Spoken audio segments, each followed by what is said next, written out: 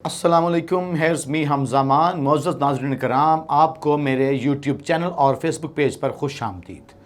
नाज़रीन कराम, इस वक्त पाकिस्तान तहरीक इंसाफ बिलखसूस इमरान ख़ान के मुख्तलिफ़ हलकों के साथ ताल्लुकात एक ऐसे दोराहे पर हैं जो कि शायद अब यहाँ से वापसी का कोई रास्ता ना हो। बहुत से खैर खा, बहुत से दोस्त, बहुत से ऐसे लोग जो इन दोनों के दरमियान सुलह चाहते थे, इन दोनों को एक साथ चाहते थे, दोनों के एक पेज पर चाहते थे, वो दरमियान में तो हैं, लेकिन उनको भी अब बेहतरी की कोई उम्मीद नज़र नहीं आ रही।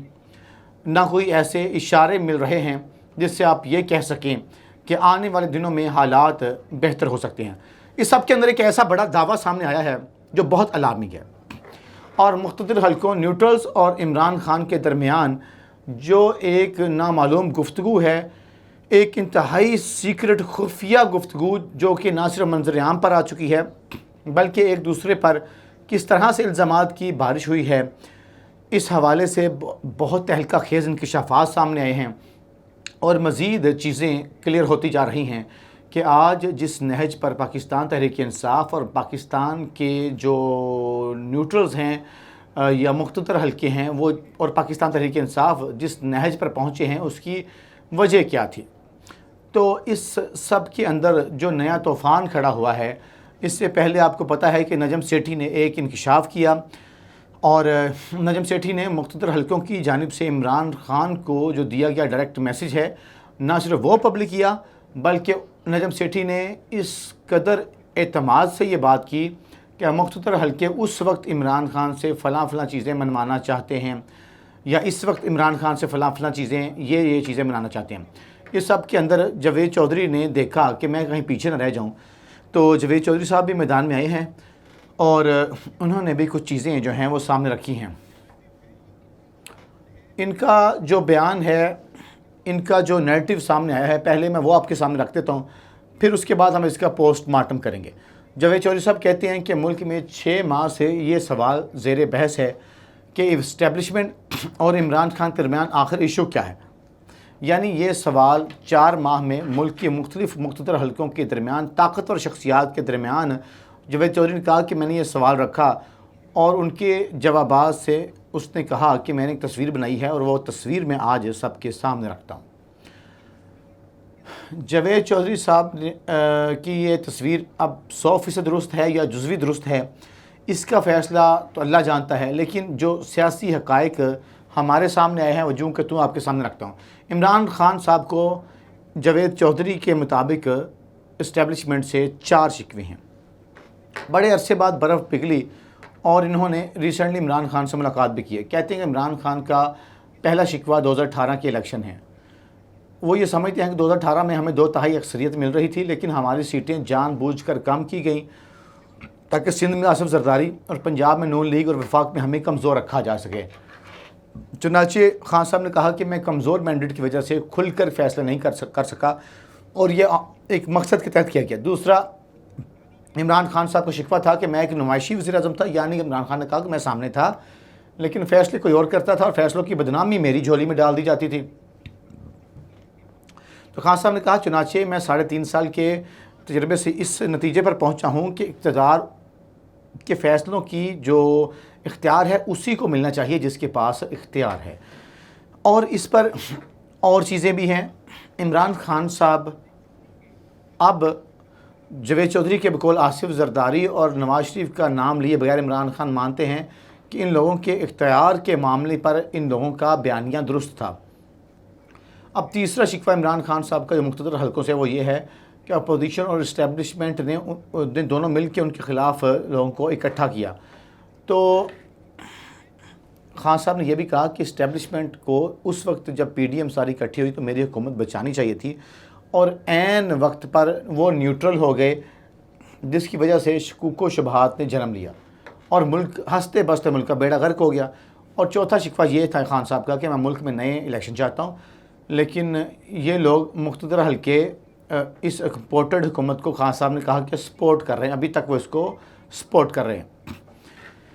ये जावेद चौधरी साहब ने कहा कि इमरान ख़ान साहब के जवाबी शिकवे हैं ना, यानी इसके साथ दूसरे फ़रीक़ैन का जो मौक़िफ़ है, यानी کہ جو ملٹری اسٹیبلشمنٹ ہے ان کا موقف کچھ یوں ہے، وہ مختلف ہے۔ آرمی چیف جناب قمر جاوید باجوہ صاحب بھی مانتے ہیں، اور یہ بہت بڑا دعویٰ ہے آرمی چیف کے حوالے سے ڈائریکٹ نام لے کر، کہ نواز شریف نے انہیں زیادہ عزت دی تھی۔ 3 بار ان کی حکومت گرائی گئی، ان کی بیٹی کو ان کے سامنے گرفتار کیا گیا، مریم نواز کو، اور جیل میں بھی رکھا گیا۔ لیکن ان کا یہ کہنا ہے کہ نواز شریف نے شاید کبھی فوج کو میر جعفر میر سعادت کا خطاب نہیں دیا، انہوں نے نیوٹرل ہونے کا دعویٰ نہیں دیا۔ ان کی بری سے بری تقریر بھی گجرانوالہ کے جلسے والی تھی، جس میں نواز شریف نے جنرل باجوہ اور دوسرے جنرل صاحب کو صاحب کہہ کے پکارا۔ لیکن پھر بھی دیکھیں کہ نون لیگ کی طرف سے فوج کو بہت برا بلا کہا گیا، لیکن پھر بھی اسٹیبلشمنٹ یہ موقف آ گیا جو جنرل باجوہ صاحب کے حوالے سے انہوں نے کہا ہے، اور دونوں طرف کی شکوے شکایتیں سمجھنا بہت ضروری ہے۔ اب یہاں پر چونکہ مقتدر حلقوں کی طرف سے تردید بھی نہیں آئی، جاوید چودھری صاحب نے اسٹیبلشمنٹ کے بہاف پر یہ چیزیں لکھی، کہتے ہیں کہ اسٹیبلشمنٹ مانتی ہے کہ ہمیں غلط فہمی تھی کہ عمران خان کے پاس ملکی مسائل کا حل موجود ہے، اور انہیں یہ تھا کہ یہ اتنے ہزاروں لوگ لے کے آئیں گے، ملک بدل جائے گا۔ لیکن عمران خان کی جب حکومت بنی تو ہماری آنکھیں کھل گئیں۔ اب سارے معاملے میں انہوں نے کہا کہ ہم جب وزیر اعظم آفس گئے تو ایک نوجوان کو دیکھا، اس نے بالوں پر جیل لگایا ہوا تھا، اس کے ہونٹوں پر چیپسٹک تھی اور چہرے پر میک اپ تھا۔ وہ وزیر اعظم صاحب کے کمرے میں جاتا تھا اور باہر نکلتا تھا۔ ہم نے سٹاف سے پوچھا یہ کون ہے، ہمیں بتایا گیا یہ زلفی بخاری ہے، تو ہمارے کلیگ کے منہ سے حیرت سے نکل گیا کہ اف یہ زلفی بخاری ہے۔ تو کابینہ کے پہلے اجلاس میں وزیر اعظم نے تمام معاملے خصوصی اپنے سامنے بٹھا لیے، اور وفاقی وزراء کو جو ایم این اے سے ان کو ویڈیو کال پہ لے لیا، وہ دوسرے کمرے میں بیٹھے تھے، وہ برا مان گئے، اور اس سب میں انہوں نے اٹھنا شروع کر دیا۔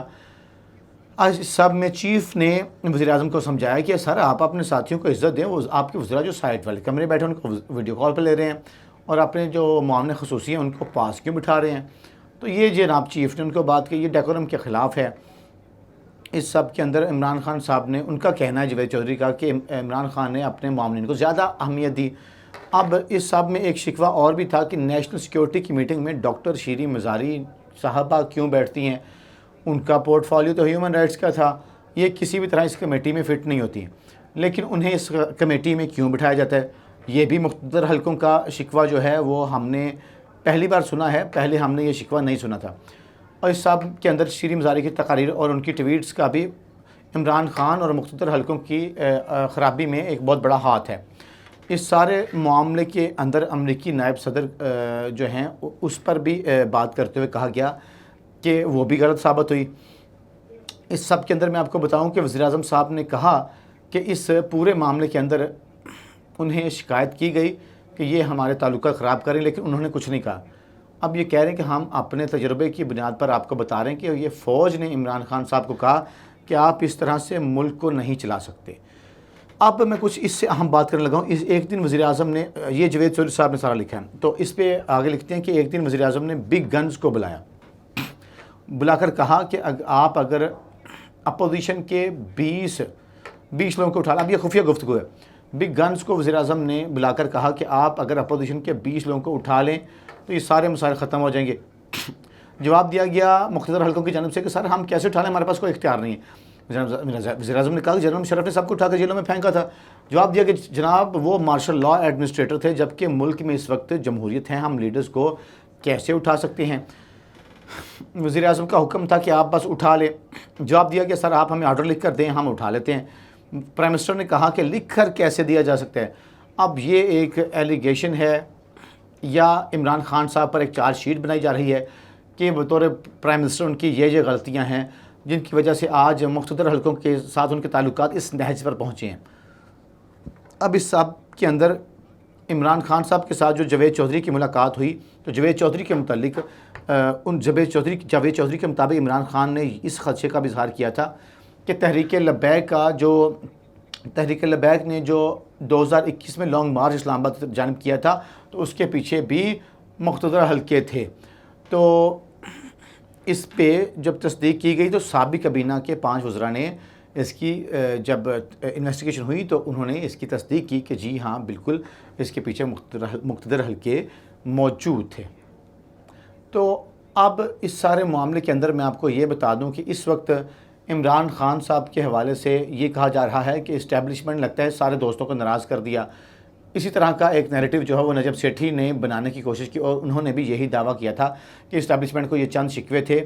البتہ اس میں کچھ پرائیویٹ کنورسیشن جو ان کی تصدیق نہیں ہے، لیکن بگ گن کی طرف سے اس کی کوئی تردید بھی نہیں آئی. اب یہ کہا جا رہا ہے کہ اس کے علاوہ کچھ اور چیزیں بھی تھیں مشترکہ مشقوں کو لے کے، یا سعودی عرب کے ساتھ تعلقات کو لے کے آرمی چیف صاحب کو بھی ان پہ کچھ تعلقات ٹھیک کرنے تھے. اب یہ سارا معاملہ کرنا تھا. اس کے ساتھ ساتھ کچھ میڈیا مالکان کے حوالے سے کہا جاتا ہے کہ انہیں بلیک میل کرنا چاہ رہے تھے کہ جی ایک مرتبہ پی ٹی آئی کے ایک سینیٹر جو ہیں انہوں نے چیف صاحب کے ایک اہم ترین ساتھی سے وقت لیا اور کہا کہ ایک سیف ہاؤس میں میڈیا مالکان کو بتاتے ہیں، انہیں ان کی گندی ویڈیوز دکھاتے ہیں. یہ عمران خان کی ٹیم پہ الزام لگایا جا رہا ہے، جھوٹا الزام لگایا جا رہا ہے کہ جی میڈیا مالکان کو ایک سیف ہاؤس میں بلاتے ہیں، ان کی گندی ویڈیوز ان کو دکھاتے ہیں اور ان کو کہتے ہیں کہ آپ اس طرح کا جو ہماری مرضی کا کام کریں. اب یہ اس نہج پر مقتدر حلقوں اور عمران خان کے جو تعلقات ہیں وہ پہنچ چکے ہیں. اب تعلقات لہٰذا چھوٹی چھوٹی چیزوں یا بڑی چیزوں کو لے کے ٹھیک ہوتے ہوئے نظر نہیں آ رہے. جس طرح کے دعوے سامنے آ رہے ہیں، جس طرح کے کلیم سامنے آ رہے ہیں، حالات ٹھیک ہوتے ہوئے اس جتنے بھی میں نے آپ کے سامنے پوائنٹ رکھے، آپ کو بتانے کا مقصد یہ تھا کہ مقتدر حلقوں اور عمران خان کے درمیان تعلقات، چاہے وہ چھوٹے چھوٹے ایشوز ہیں چاہے وہ بڑے ایشوز ہیں، یہ معاملات لے کے کافی حالات خراب ہو چکے ہیں. تو اب تک اتنا ہی. مزید آپ کے ساتھ کچھ مزید انفارمیشن ہم شیئر کریں گے اگلے ولاگ میں. اپنا اور اپنے قرب جوار میں غربا کا بہت سارا خیال رکھیں. پاکستان زندہ باد.